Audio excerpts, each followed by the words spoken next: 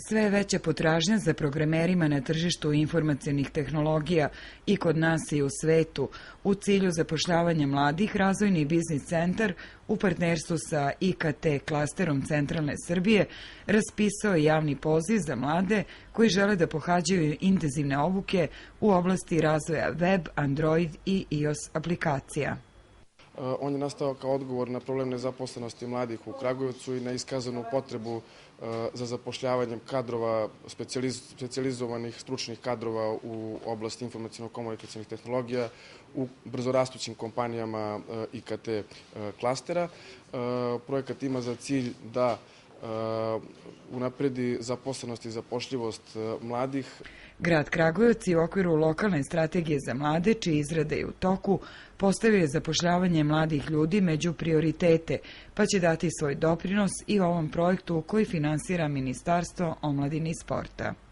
Skoro 24% mlađih od 30 godina nemaju zaposlenje.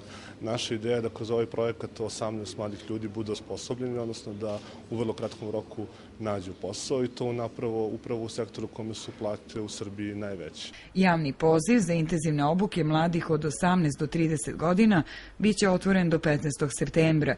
Predviđena je obuka 18 polaznika za 3 paralelna modula iz web, Android i iOS aplikacija. Pored toga, polaznici će dobiti znanja i za započinjanje sopstvenog posla, a najbolji će nakon prakse dobiti i posao.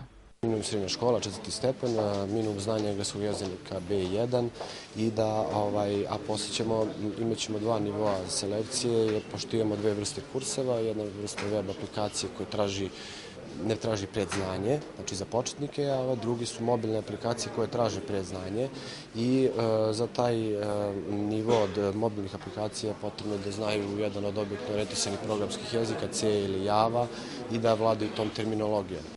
Ceo program obuke i prakse trajeće do februara, a mladi se mogu prijaviti direktno u Razvojnom biznis centru ili putem interneta na stranici ovog centra gde treba da popune prijave.